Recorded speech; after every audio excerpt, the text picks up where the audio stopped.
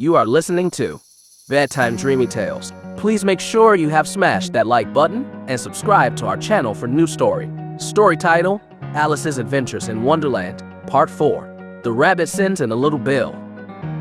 It was the White Rabbit, trotting slowly back again, and looking anxiously about as it went, as if it had lost something, and she heard it muttering to itself, the Duchess, oh my dear paws, oh my fur and whiskers, she'll get me executed, as sure as ferrets are ferrets. Where can I have dropped them, I wonder?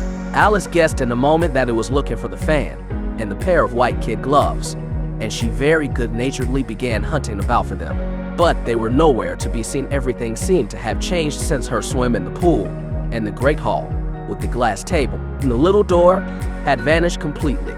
Very soon the rabbit noticed Alice as she went hunting about, and called out to her in an angry tone, "Why, Mary Ann, what are you doing out here? Run home this moment and fetch me a pair of gloves and a fan. Quick, now!" And Alice was so much frightened that she ran off at once in the direction it pointed to, without trying to explain the mistake it had made. "He took me for his housemaid," she said to herself as she ran. "How surprised he'll be when he finds out who I am. But I'd better take him his fan, and gloves that is, if I can find them." As she said this, she came upon a neat little house, on the door of which was a bright brass plate with the name W. Rabbit engraved upon it. She went in without knocking and hurried upstairs, in great fear lest she should meet the real Mary Ann and be turned out of the house before she had found the fan and gloves. "How queer it seems," Alice said to herself, "to be going messages for a rabbit. I suppose Dinah'll be sending me on messages next." And she began fancying the sort of thing that would happen. "Miss Alice, come here directly and get ready for your walk. Coming in a minute, nurse. But I've got to see that the mouse doesn't get out. Only I don't think," Alice went on, "that they'd let Dinah stop in the house if it began ordering people about like that." By this time she had found her way into a tidy little room with a table in the window, and on it, as she had hoped, a fan and 2 or 3 pairs of tiny white kid gloves. She took up the fan and a pair of the gloves, was just going to leave the room, when her eye fell upon a little bottle that stood near the looking glass. There was no label this time with the words "Drink M.E., but nevertheless she uncorked it and put it to her lips.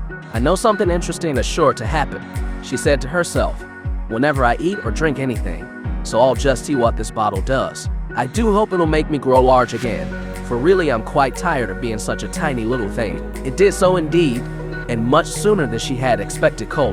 Before she had drunk half the bottle, she found her head pressing against the ceiling and had to stoop to save her neck from being broken. She hastily put down the bottle, saying to herself, "That's quite enough. I hope I shan't grow any more. As it is, I can't get out at the door. I do wish I hadn't drunk quite so much." Alas, it was too late to wish that. She went on growing, and very soon had to kneel down on the floor. In another minute there was not even room for this, and she tried the effect of lying down with one elbow against the door, and the other arm curled round her head. Still she went on growing, and, as a last resource, she put one arm out of the window, and one foot up the chimney, and said to herself, "Now I can do no more, whatever happens. What will become of me?" Luckily for Alice, the little magic bottle had now had its full effect, and she grew no larger. Still it was very uncomfortable, and, as there seemed to be no sort of chance of her ever getting out of the room again, no wonder she felt unhappy.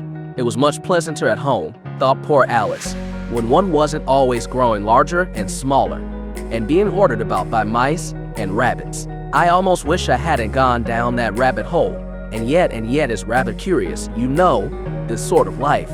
I do wonder what can have happened to me. When I used to read fairy tales, I fancied that kind of thing never happened, and now here I am in the middle of one. There ought to be a book written about me, that there ought, and when I grow up, I'll write one, but I'm grown up now." She added in a sorrowful tone, "At least there's no room to grow up anymore here. But then," thought Alice, "shall I never get any older than I am now? That'll be a comfort. One way never to be an old woman, but then always to have lessons to learn. Oh, I shouldn't like that. Oh, you foolish Alice," she answered herself. "How can you learn lessons in here? Why, there's hardly room for you, and no room at all for any lesson books." And so she went on, taking first one side and then the other, and making quite a conversation of it altogether. But after a few minutes she heard a voice outside, and stopped to listen. "Mary Ann, Mary Ann," said the voice, "fetch me my gloves this moment." Then came a little pattering of feet on the stairs. Alice knew it was the rabbit coming to look for her, and she trembled till she shook the house, quite forgetting that she was now about 1,000 times as large as the rabbit, and had no reason to be afraid of it.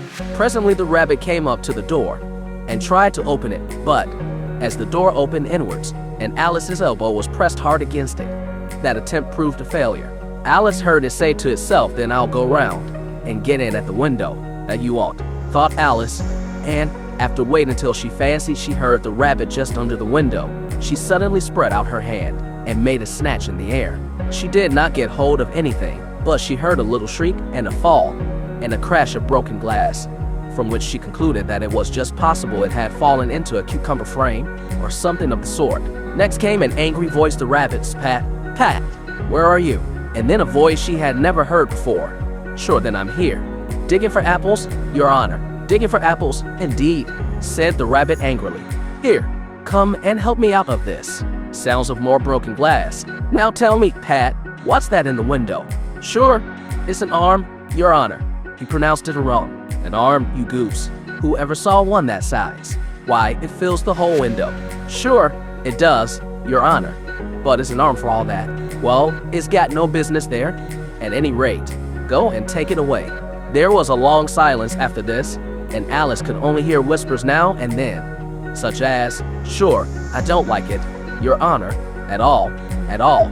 Do as I tell you, you coward." And at last she spread out her hand again and made another snatch in the air. This time there were 2 little shrieks and more sounds of broken glass. What a number of cucumber frames there must be, thought Alice. I wonder what they'll do next. As for pulling me out of the window, I only wish they could. I'm sure I don't want to stay in here any longer. She waited for some time without hearing anything more. At last came a rumbling of little cartwheels and the sound of a good many voices all talking together. She made out the words, "Where's the other ladder? Why, I had it to bring but one. Bill's got the other bill. Fetch it here, lad, here. Put 'em up at this corner, no. Tie 'em together first, they don't reach half high enough yet, oh. They'll do well enough, don't be particular here. Bill, catch hold of this rope will the roof bear. Mind that loose slate, oh, it's coming down. Heads below." A loud crash. Now, who did that? It was Bill, I fancy, who's to go down the chimney. "Nay, I shan't. You do it. Then I won't come. Then, Bill's to go down here. Bill, the master says you're to go down the chimney." "Oh, so Bill's got to come down the chimney, has he?" said Alice to herself. "Shy, they seem to put everything upon Bill. I wouldn't be in Bill's place for a good deal. This fireplace is narrow, to be sure, but I think I could kick a little." She drew her foot as far down the chimney as she could, and waited till she heard a little animal. She couldn't guess of what sort it was, scratching and scrambling about in the chimney close above her. Then, saying to herself, "This is Bill," she gave one sharp kick, waited to see what would happen next. The first thing she heard was a general chorus of "There goes Bill." Then the rabbit's voice alone, "Catch him, you by the hedge." Then silence, and then another confusion of voices. "Hold up his head, Brandy, now don't choke him, how is it? Old fellow, what happened to you? Tell us all about it." Last came a little feeble, squeaking voice. "That's Bill," thought Alice. "Well, I hardly know. No more, thank ye. I'm better now. But I'm a deal too flustered to tell you. All I know is something comes at me like a jack in the box, and up I goes like a sky rocket." "So you did, old fellow," said the others. "We must burn the house down," said the rabbit's voice. And Alice called out as loud as she could, "If you do, I'll set Dinah at you." There was a dead silence instantly, and Alice thought to herself, "I wonder what they will do next. If they had any sense, they'd take the roof off." After a minute or two, they began moving about again, and Alice heard the rabbit say, "A barrelful will do, to begin with." A barrelful of what? thought Alice, but she had not long to doubt. For the next moment, a shower of little pebbles came rattling in at the window, and some of them hit her in the face.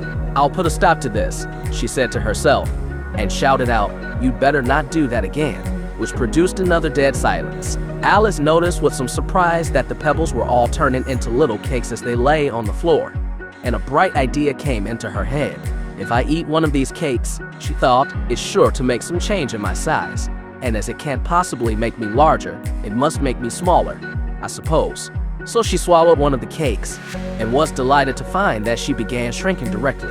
As soon as she was small enough to get through the door, she ran out of the house, and found quite a crowd of little animals and birds waiting outside. The poor little lizard, Bill, was in the middle, being held up by 2 guinea pigs who were giving her something out of a bottle.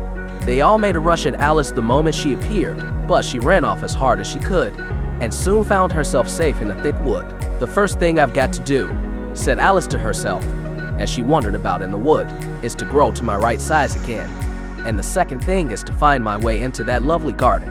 I think that will be the best plan." It sounded an excellent plan, no doubt, and very neatly and simply arranged. The only difficulty was, that she had not the smallest idea how to set about it. And while she was peering about anxiously among the trees, a little sharp bark just opened. Her head made her look up in a great hurry. An enormous puppy was looking down at her with large round eyes, and feebly stretching out one paw, trying to touch her. "Poor little thing," said Alice in a coaxing tone, and she tried hard to whistle to it, but she was terribly frightened all the time at the thought that it might be hungry, in which case it would be very likely to eat her up in spite of all her coaxing. Hardly knowing what she did, she picked up a little bit of stick and held it out to the puppy, whereupon the puppy jumped into the air off all his feet at once, with a yelp of delight, and rushed at the stick, and made believe to worry it. Then Alice dodged behind a great thistle to keep herself from being run over, and the moment she appeared on the other side, the puppy made another rush at the stick, and tumbled head over heels in his hurry to get hold of it. Then Alice, thinking it was very like having a game of play with a cart horse, and expecting every moment to be trampled under his feet, ran round the thistle again. Then the puppy began a series of short charges at the stick, running a very little way forwards each time and a long way back, barking hoarsely all the while, till at last it sat down a good way off, panting, with his tongue hanging out of his mouth, and its great eyes half shut. This seemed to Alice a good opportunity for making her escape, so she set off at once and ran till she was quite tired and out of breath, until the puppy's bark sounded quite faint in the distance. "And yet what a dear little puppy it was," said Alice, as she leaned against a buttercup to rest herself, and fanned herself with one of the leaves. "I should have liked teaching and tricks very much, if I'd only been the right size to do it. Oh dear, I'd nearly forgotten that I've got to grow up again. Let me see, how is it to be managed? I suppose I ought to eat or drink something or other. But the great question is, what?" The great question certainly was, what? Alice looked all round her at the flowers and the blades of grass, but she did not see anything that looked like the right thing to eat or drink under the circumstances. There was a large mushroom growing near her, about the same height as herself, and when she had looked under it, and on both sides of it, and behind it, it occurred to her that she might as well look and see what was on the top of it. She stretched herself up on tiptoe and peeped over the edge of the mushroom, and her eyes immediately met those of a large blue caterpillar that was sitting on the top with his arms folded, quietly smoking a long hookah, and taking not the smallest notice of him, or of anything else. This is the end of part 4. Subscribe and stay tuned for the next part. If you like this story, please give this video a like and comment below with your thoughts. See you in the next story.